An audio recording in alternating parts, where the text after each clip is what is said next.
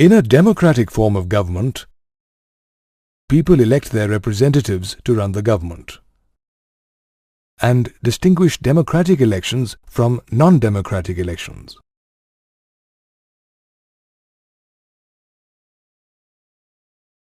Since 1982, the state of Haryana was ruled by the Congress government. However, the people of the state were not happy with the government's policies and practices. As the time for the next state elections approached, an opposition leader, Chaudhary Devilal, promoted the Nyaya Yuddha, or Struggle for Justice movement, and formed the Lokdal party, and joined hands with other opposition parties against the ruling Congress government. In the election campaign, Devilal promoted the Nyaya Yuddha. He promised to waive the outstanding loans of farmers and small businessmen if his party came to power and formed the government. This proved to be a major attraction for the unhappy people in the state and Devilal's key to success. So, in the 1987 state elections, the people of Haryana voted the ruling Congress party out, and the Lokdal party with 60 out of 90 seats in the state assembly emerged with a clear majority.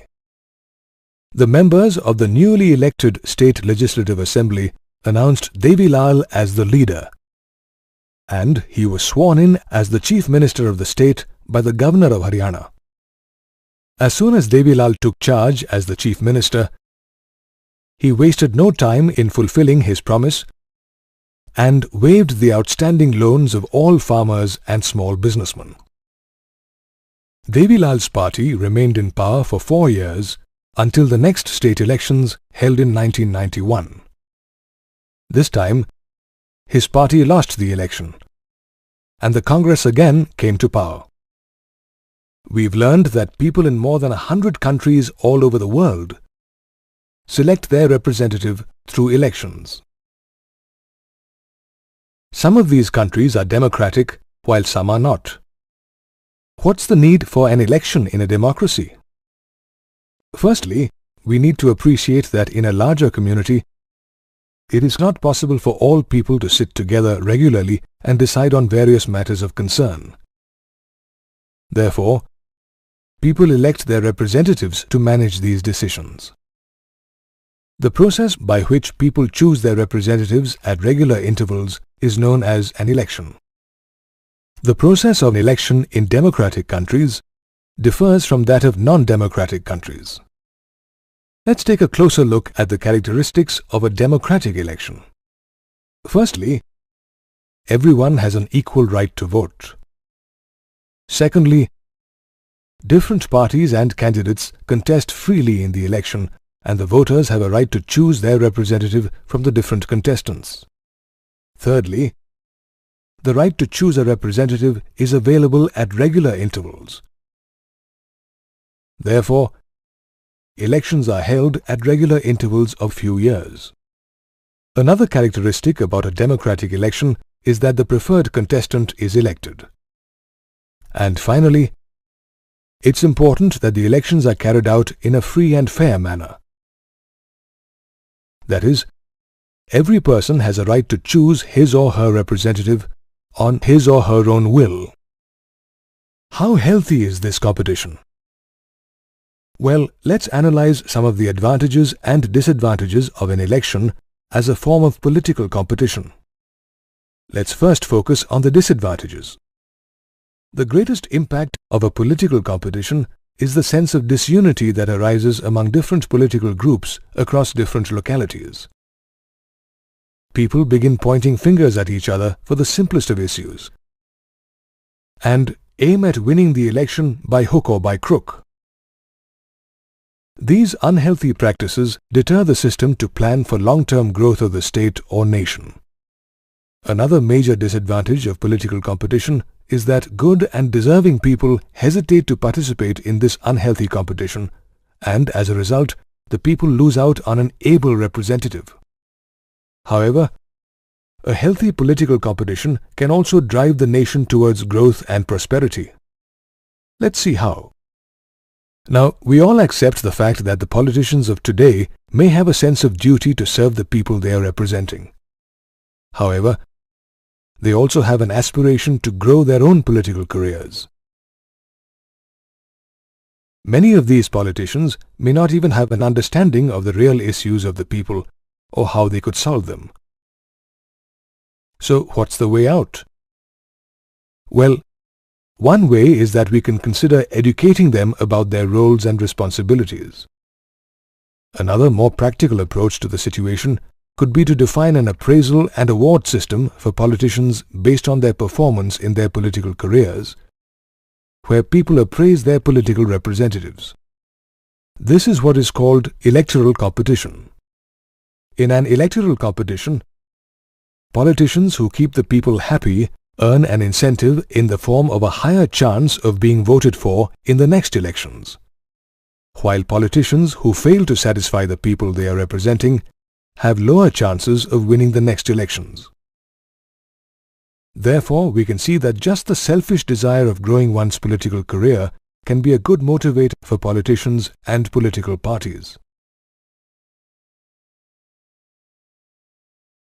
Every 5 years, the Lok Sabha and the Vidhan Sabha are dissolved, and the people elect new representatives.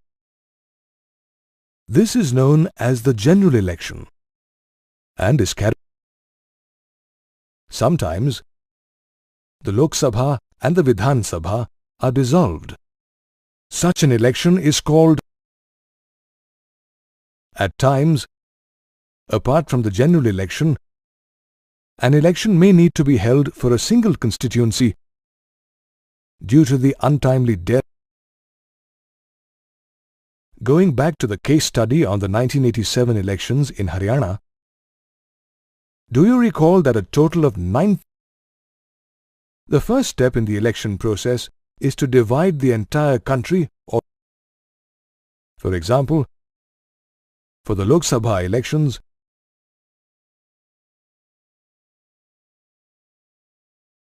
we learned that in a democratic election, people can freely contest in elections. The election system in India also. The process of nominating the candidates for an election begins with political parties nominating their candidate. The candidate nominated by a party uses its symbol. Every contestant then needs to fill up a nomination form. According to some recent modifications in the nomination procedure introduced by the Supreme Court of India, every candidate has to make a legal declaration of details, such as criminal cases pending against them. The key purpose of an election is to allow their people to choose their representatives in a free and fair manner. An election campaign provides an opportunity for the candidates and political leaders to contact their voters. Political parties also use newspapers and in India, a period of 2 weeks between the announcement of the final list of candidates and the date of polling is allotted for election campaigning.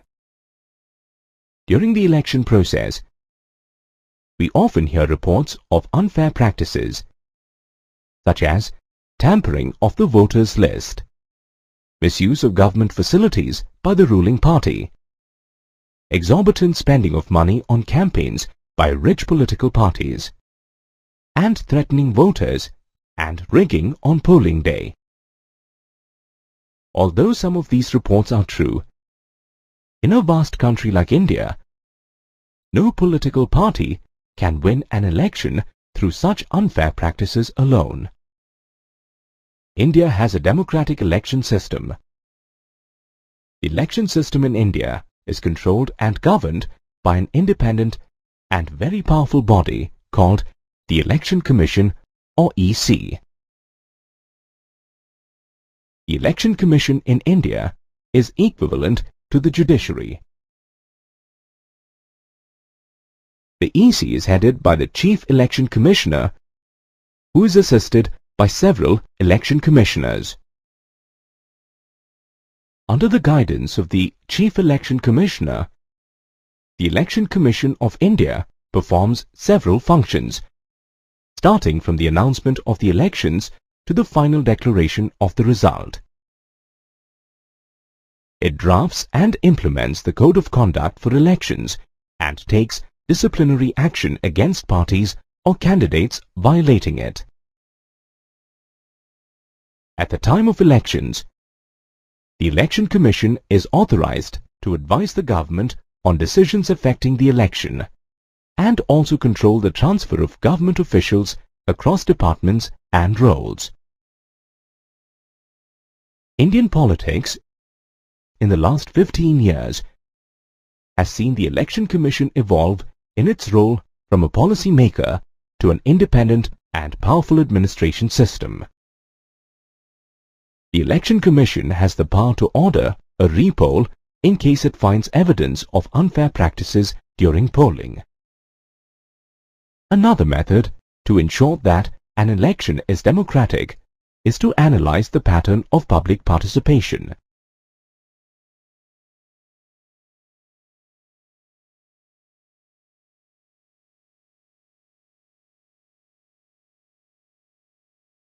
We can measure the people's participation through the voter turnout on the polling day. In India, the lesser privileged groups, such as the poor and the illiterate, turn up for polling in large numbers compared to the rich and the literate.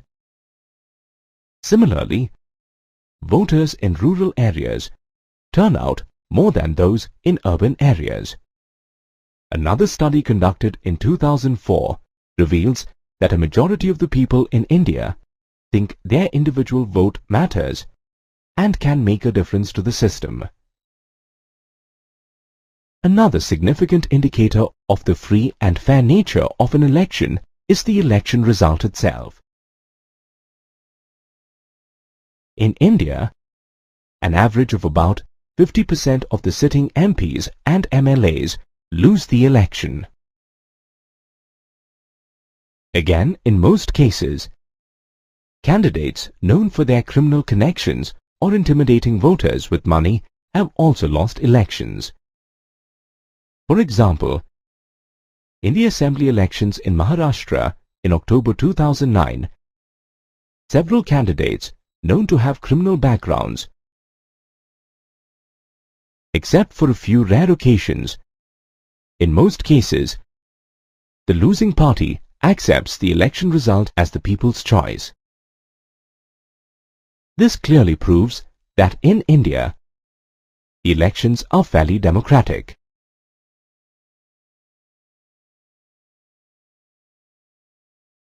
However, conducting a free and fair election has several challenges.